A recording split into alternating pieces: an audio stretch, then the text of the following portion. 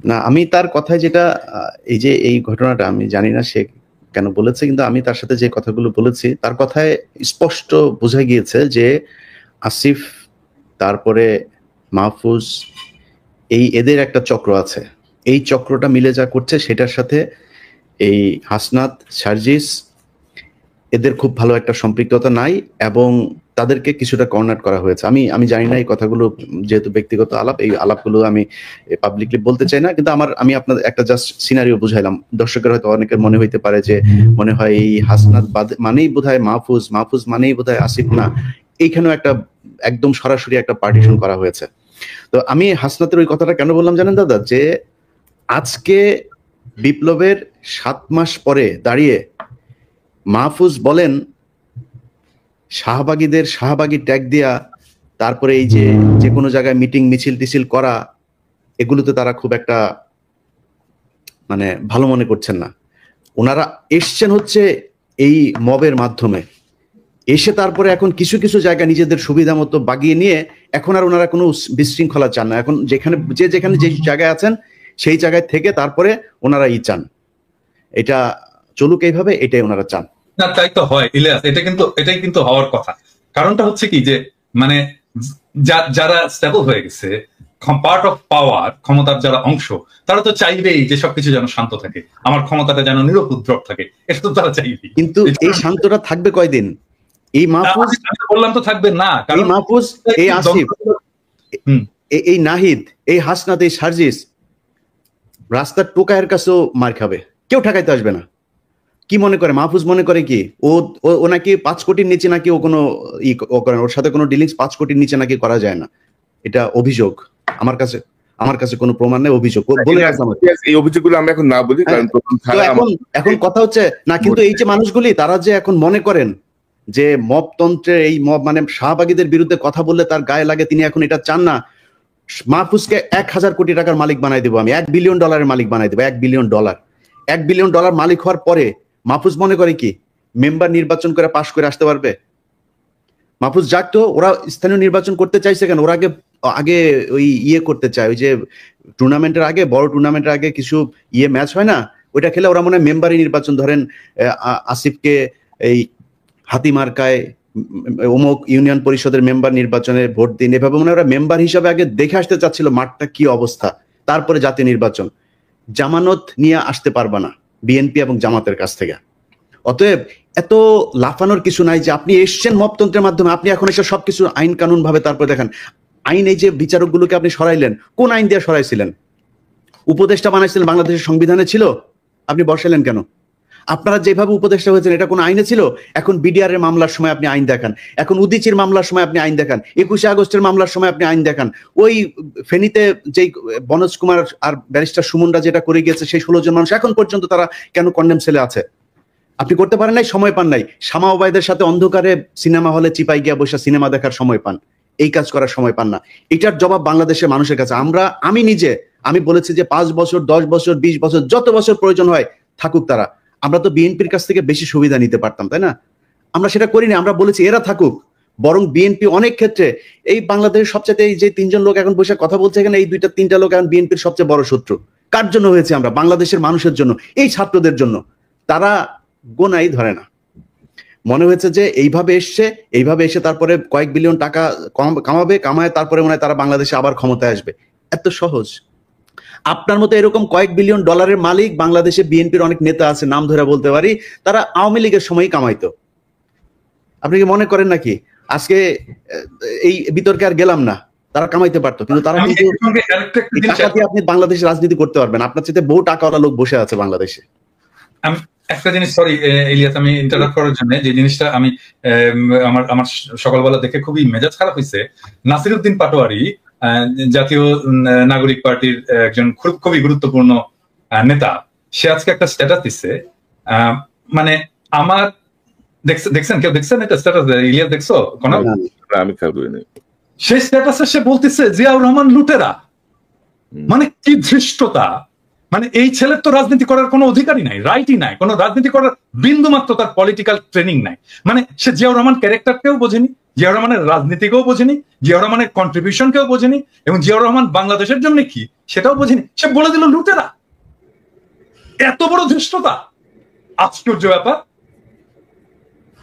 মানে একটা রাজনীতিতে মানে আমি বলবো যে এই সময়টা, এই যে ওয়াকারের এই ইস্যুটা নিয়ে একটা কিন্তু মোরালেস জাতীয় ঐক্যের একটা অবস্থা সৃষ্টি হয়েছে। কারণ তারপরে বিএনপির মিডিয়া সেলের পোস্টগুলো দেখেন, পোস্টগুলো আমরা যদি দেখি তাহলে দেখবো সে সালাউদ্দিন সাহেবের 5ই ফেব্রুয়ারির একটা মন্তব্য দিচ্ছে যে আমরা আওয়ামী লীগের বিচার চাই, আওয়ামী লীগের বিচারের মাধ্যমে, হ্যাঁ। তারপরে যতগুলো মিডিয়া সেলের পোস্ট সব প্রো পিপল, আমরা যা চাই সেইখানে। আর সেখানে নাসির পাটোয়ারি যে জিয়াউর রহমানকে লুটেরা বল, আরে বেটা কি বলবো, 2 দিনের পোলা। যখন রাজনীতি মানে কি আসলে এটাই বোঝেনি। রাজনীতি মানে তো ফ্রেন্ডশিপ তৈরি করা, বন্ধুত্ব তৈরি করা। তুমি বন্ধু বানাবা, তুমি যতজনকে পারবা বন্ধু বানাবা, তোমার স্ফিয়ার অফ ইনফ্লুয়েন্স বানাবা। এখন আমরা বলবো যে বিএনপি, আমরা যেতে চাই সে জায়গায় বিএনপি আসছে, স্বাগতম, আসেন আমরা একসাথে কাজ করি। এই আওয়ামী লীগকে আপনারাও চান না, আমরাও চান না, আপনি চান বিচার, আমাদের হয়তো সামান্য কিছু আছে, তফাৎ আছে কিন্তু আসেন আমরা বসে আমরা একসাথে কাজ করি। এবং এই সময়টা আসলে আমাদের তৈরি করা উচিত যে আমরা যতগুলো রাজনৈতিক দল আছে, আমাদের যত মত আছে, অ্যান্টি ফ্যাসিস্ট মত আছে, তাদের একসাথে বসার একটা বাস্তব শর্ত তৈরি হয়েছে। আসেন আমরা একসাথে বসি, ডায়ালগ করি, আওয়ামী লীগ প্রশ্নে আমরা একসাথে একটা সিদ্ধান্ত নিই। এবং আমার মনে হয় আমরা বাকি সবাই ইনক্লুডিং বিএনপি আওয়ামী লীগ নিয়ে এখন একটা সিদ্ধান্ত নেওয়ার মতো অবস্থায় আমরা চলে আসছি, এবং দ্যাটস ওয়ান্ডারফুল। আজকে দেখেন 27 নম্বরে হয়েছে, এই যে আওয়ামী লীগ মিছিল করছে এই করে, হ্যাঁ, ঠেকাইছে কারা জানেন? ছাত্র দলের ছেলেরা থাকে। আমার তো ছাত্র দলের ছেলেদের এখন স্যালুট দিয়ে বলতে হচ্ছে যে ভাই বাবা বুকে আয়, হ্যাঁ, এইটাই তো চাই আমরা, তো এই ছাত্র দল চাই, আমরা তো এই বিএনপি চাই, হ্যাঁ। সো এখন তৈরি হয়েছে একটা অভূতপূর্ব একটা জাতীয় ঐক্যের প্রেক্ষাপট, যে জাতীয় ঐক্যের উপরে দাঁড়ায় আমরা পরবর্তী জায়গায় যাইতে পারি। আর নাসিরউদ্দিন পাটোয়ারি এখানে বলে দিল। আমার মনে হয় নাসিরউদ্দিন পাটোয়ারির শুধু, আমি জানি না কি অবস্থা, ওর ক্ষমা চাওয়া উচিত, জাতির কাছে ক্ষমা চাওয়া উচিত জিয়াউর রহমান সম্পর্কে ধৃষ্টতাপূর্ণ মন্তব্য করার জন্য। এবং আমি এটা খুবই পার্সোনালি নিছি। ইউ অল নো যে আমি ব্যক্তিগতভাবে, শুধু পলিটিক্যালি না, ব্যক্তিগতভাবেও আমি জিয়াউর রহমান চরিত্রটাকে অ্যাজ পলিটিক্যাল লিডার, বাংলাদেশের একজন আইকন হিসেবে আমি কতটুকু রেসপেক্ট করি। এবং এই জায়গায় আমি জানি না নতুন জেনারেশনের কথা, আমাদের জেনারেশন এটাকে কোনোদিন মেনে নেবে না, কোনোদিন না, নেভার এভার। এইটা যদি ছাত্ররা না জানে, নতুন দলের লোকেরা যদি না জানে, তাহলে রাজনীতি না করাই।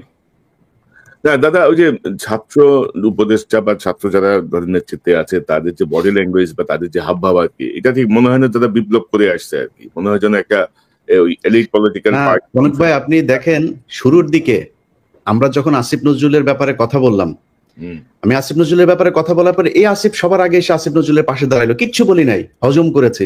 আজকে আপনি আপনার বইতে লিখেছেন ক্যান্টনমেন্টে আপনি জানেন হাসনাত গিয়েছে, হাসনাত বলেছে না যায় নাই সে, আপনি গিয়েছেন।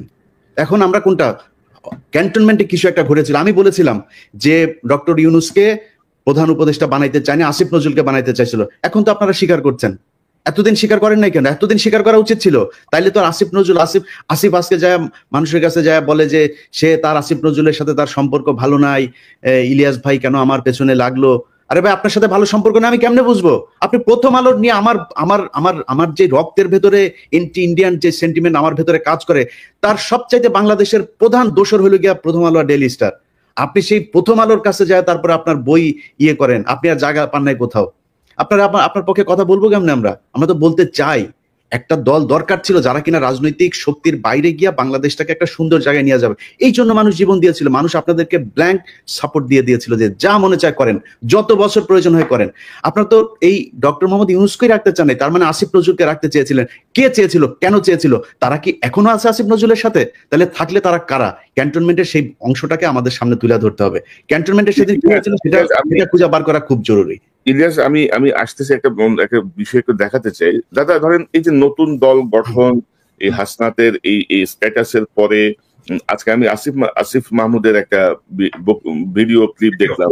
আমি ওই ক্লিপটা দেখে একটু আলোচনায় আসতে চাই, এটা ইলিয়াসের বক্তব্যের সঙ্গে প্রাসঙ্গিক। আমি জাস্ট একটু দেখাতে চাই। প্রধানের দিক থেকে মূল ভেটোটা ছিল যে ডক্টর মোহাম্মদ ইউনূস কেন, why not any other person. Doctor Mohammad ইউনূসের নামে মামলা আছে, তিনি একজন কনভিক্টেড পারসন। একজন কনভিক্টেড পারসন আসলে কিভাবে দেশের প্রধান উপদেষ্টা হতে পারে? আওয়ামী লীগ একটা লোককে একেবারেই দেখতে পাচ্ছেন, এবং বাংলাদেশে তো আলটিমেটলি 30-40% পিপল আওয়ামী লীগকে সাপোর্ট করে। এই 30-40% পিপলের মতামতের বিরুদ্ধে গিয়ে একটা লোককে প্রধান উপদেষ্টা করা উচিত? সেনাপ্রধান লাস্ট আমাদেরকে বলেছিল যে আমি বুকে পাথর চাপা দিয়ে এই সিদ্ধান্তটা মেনে নিচ্ছি। তো এই যে বক্তব্যটা না, মানে এখন কিন্তু ধারাবাহিকভাবে এগুলো আসছে, কিন্তু আসিফ মাহমুদ যখন এতদিন এগুলো বলে নাই, এবং আমরা জানতাম যে জেনারেল ওয়াকার ইউনূস সাহেবকে চায় নাই, জেনারেল ওয়াকার চাইছিল ইউনূস সাহেব কনভিক্টেড, জেনারেল ওয়াকারের পছন্দ সম্ভবত আসিফ নজরুল বা অন্য কেউ ছিল। তো এই মুহূর্তে ধরেন হাসনাতের স্ট্যাটাস, এই আসিফ মাহমুদের এই বক্তব্য বা সবকিছু মিলিয়ে নতুন যে রাজনৈতিক মেরুকরণ বা সমীকরণ কি হতে যাচ্ছে আপনি কি মনে করেন? বা পরিস্থিতি যা দেখছি ওয়াকার সাহেবকে হয়তো সরে যেতে হবে এমন একটা পরিস্থিতি, কিন্তু তো পিনাকিদা আপনি কি মনে করতেছেন? সব একসাথে আসতেছে কিন্তু না, আমি এইখানে এখন আমি আসলে একটু কনক্লুসিভ জায়গায় যেতে চাই যে এখন আসলে কি করা উচিত। মানে আমাকে অনেকে বলে যে দাদা কোন দিকে যাচ্ছে দেশ, কি হবে না হবে। আমি বলি যে দেখেন দেশের অবস্থা এমন ভোলাটাই, প্রত্যেক মুহূর্তে প্রত্যেক দিন চেঞ্জ হচ্ছে। বলবো এখানে কিছু প্রেডিক্ট করা যায় না, এখানে আপনাকে নেভিগেট করতে হবে। এখানে প্রেডিক্ট করতে পারবেন না, নেভিগেট করতে হবে। সো নেভিগেট কে করবে? নেভিগেট করার যারা অ্যাক্টর আছে তারাই নেভিগেট করবে। রাজনৈতিক দলগুলো করবে, সোশ্যাল ইনফ্লুয়েন্সাররা করবে, রাজনীতির অ্যাক্টিভিস্টরা করবে, সরকার করবে, এই ব্যুরোক্রেসি করবে, এরা মিলে সবাই নেভিগেট করবে।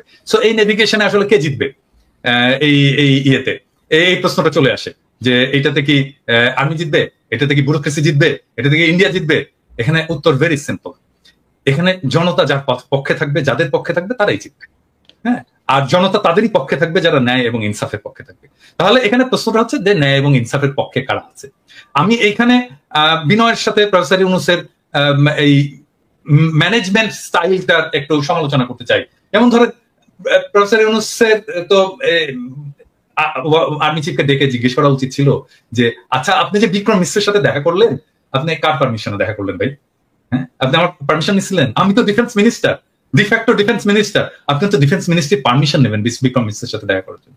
আমি জানি না এটা প্রফেসর ইউনূস করছেন কিনা, আমার বিশ্বাস এটা উনি করেননি। হ্যাঁ, তারপরে দেখেন ওয়াকার সবার সাথে কথা বলতেছে, বিভিন্ন জনের সাথে কথা বলতেছে, এই সোসাইটির বিভিন্ন লোকের সাথে কথা বলতেছে, অমুক অমুক অমুক অমুক তার সাথে কথা বলতেছে। ইভেন ধরেন হাসনাতের সাথেই বা কথা বলতেছে, কোন ক্যাপাসিটিতে কথা বলতেছে? হাসনাত একজন পলিটিক্যাল লিডার, তাই না? মানে আর্মি চিফের বাসায় যে হাসনাত এরকম পলিটিক্যাল লিডাররা কথা বলবে, এটা বলতে দেবো আমরা?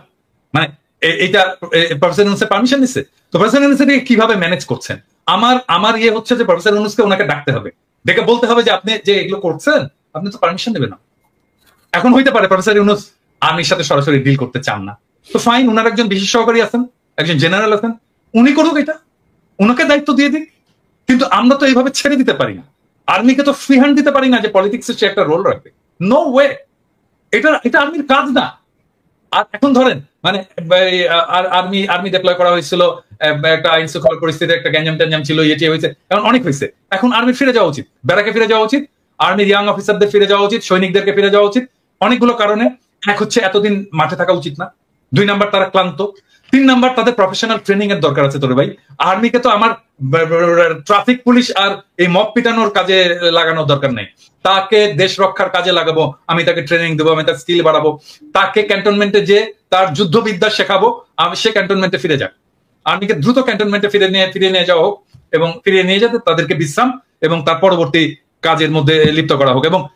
এবং সেটার জন্য সিভিল প্রশাসনটা ফাংশনিং হতে পারতেছে না আর্মি, কারণ মনে করতেছে ও আচ্ছা আর্মি এসে তো এটা ট্যাকেল করবি, আমার তো এটা যাওয়ার দরকার নাই। এই জায়গাটাকে একটা খুবই স্ট্রিক্ট প্রফেসর ইউনূসকে একটা রোল নিতে হবে, যেন আর্মি কোনোভাবেই পলিটিক্স নিয়ে কোনো ধরনের চিন্তা ভাবনাই না করে। এটা তো আর্মির কাজ না রে ভাই, এটা তো ওয়াকারের কাজ না।